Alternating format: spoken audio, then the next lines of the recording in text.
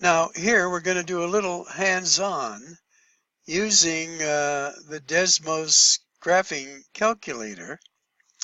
We're on lesson 8.1, and once you get onto this page, we're going to type in over here for number 1 our values. Let me pause.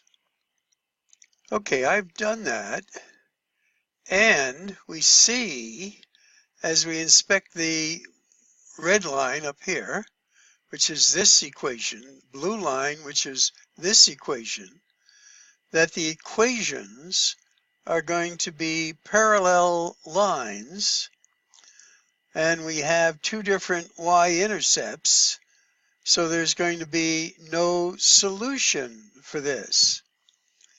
Now in MATLAB, they will want you to graph the lines by getting points or whatever technique they ask you to do, and then you have to make a decision of how to present your answers. And as I recall, they give you these three choices here. One choice is that it's consistent, and then you would look for the point of intersection and put that there. Another, that it's inconsistent, that is, they are parallel lines, as we see here. So for this one, you would be actually just filling this dot in. Or if they are the same lines, one on top of another, you would select dependent. All right, let's go on to another. Now again, we're illustrating the use of Desmos for checking these. Here are the two equations we want to put into the system. Here, this one is in slope-intercept, and this one is in standard form. So for this one, we would graph the y-intercept. Our slope is 1 over 1, positive. So from 1 here, we would go a dot there, and then over 1, a dot there, and then that line would form. And then for our second equation, it's in standard form, so we'd use an x and y intercept t-chart for this, where we have a 0 under the x, and then next line down, a 0 under the y. But if x is 0, this is negative 5. And if y is 0, it's still negative 5.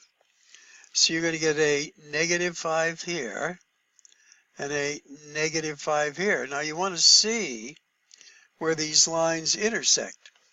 So I'm going to pause, put these points in, or put these equations in here, and let's see what we get.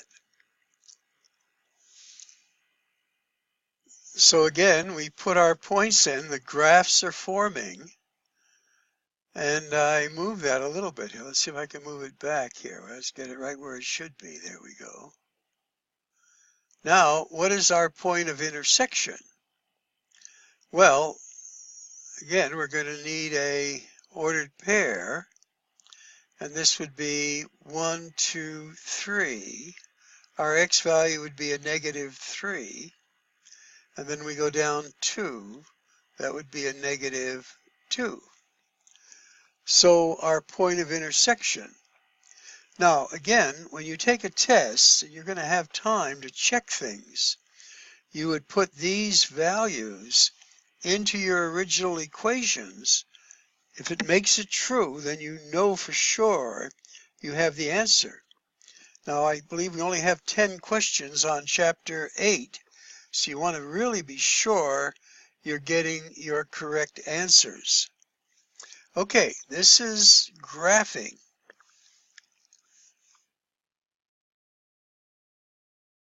Now, in exercise 2 of chapter 8, we have our systems of linear equations.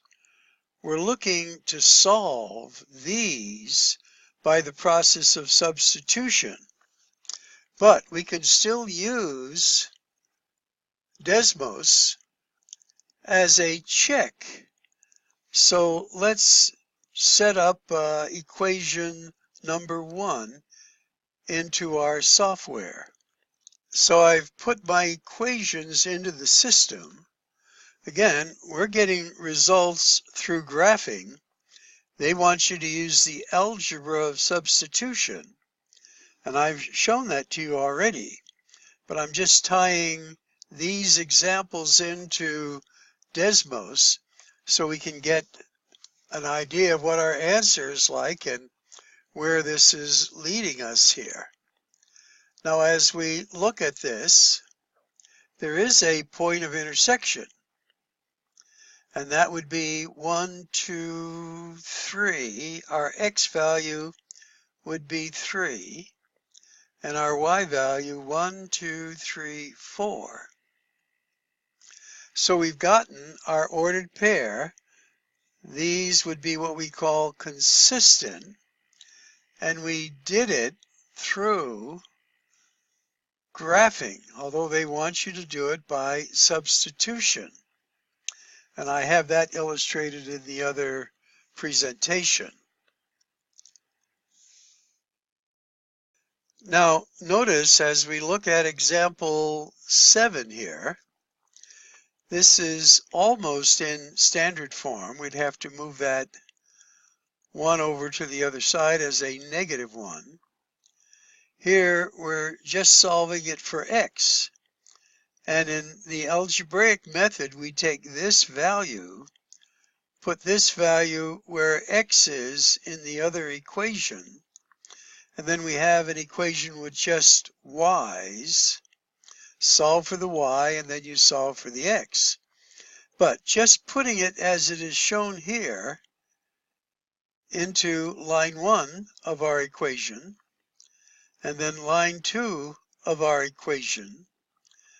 Again, it's keyed as this is the blue line, this is the green line. What or where are they intersecting? Well, 1, 2, 3, 4. This would be a 4. And then from 4 up 1. And again, if you put these points into the system, they should make both equations true. And when it's one point of intersection, it is consistent. Okay, this is just meant to be illustrating how Desmos can be used to help and prove, in a sense, where the lines would intersect or be parallel or one on top of another. And this program is free. I encourage you to use it.